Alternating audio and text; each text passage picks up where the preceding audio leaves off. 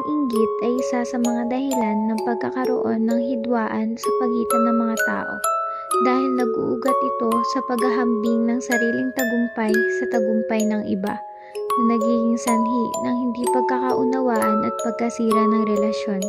Sa pinakamasamang pagkakataon, ang matinding inggit ay maaaring humantong sa marahas na aksyon, kung saan ang isang tao ay handang makipagtalo o makapanakit kahit na pumatay upang maipakita ang kanilang galit at hinanakit.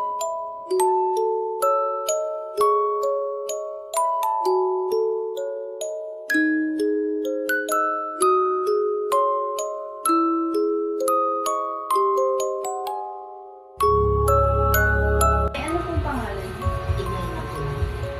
Ilang taon na po kayo? Ano po yung trabaho niyo?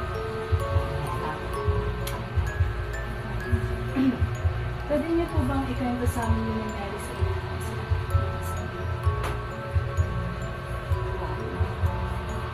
Una kasi, kasakit siya.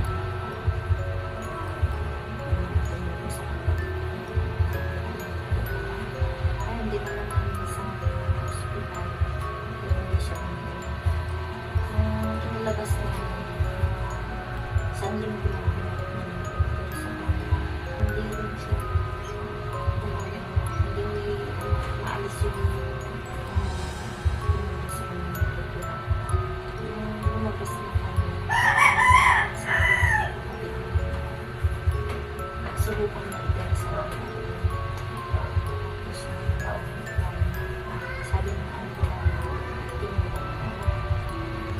Bago po nangyari yung kulang, may alitan po bang nangyari sa inyo? Yung kabilang side? Meron po.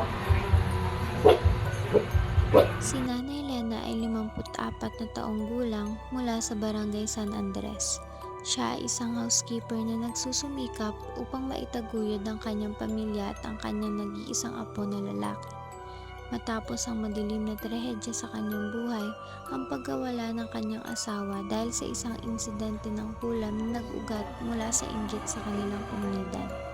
Naharap si Nanay Elena sa mga hamon na hindi matutumbasan ng kahit na sino man. Bagamat nahihirapan, hindi siya nawalan ng pag-asa. Ang kanyang lakas at dedikasyon ay nagsisilbing inspirasyon sa kanyang mga anak at apo. Sa dokumentaryong ito, susundin natin ang kanyang buhay, mga sakripisyo at pangarap para sa kanyang pamilya, pati na rin ang kanyang paglalakbay sa pagproseso ng kanyang mga alaala at pag-asa na muling makabuo ng mas maliwanag na kinabukasan. Pinapakita ni Nanay Elena na sa kabila ng mga pagsubok, may puwang pa rin para sa pag-ibig, pag-asa at mga pangarap sa kabila ng madilim na nakaraan.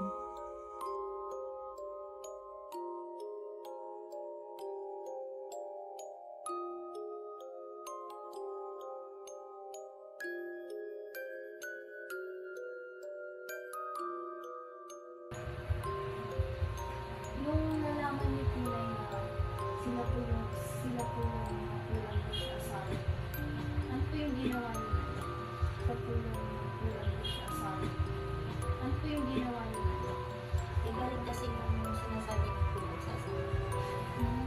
Saan ko? Yung sa asawa ko kasi hindi na sabi. Bali yung sa anak niyo po yung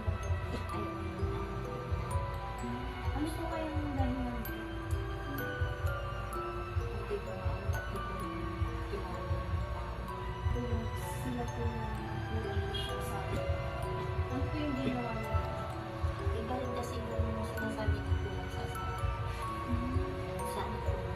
Yung sa asawa ko kasi hindi na sabi.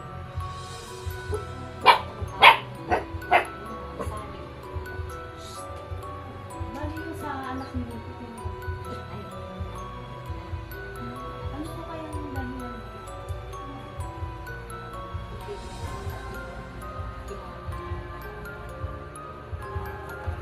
Nagsalita siya. May asin daw na inilagay sa kanya. Ayun, sa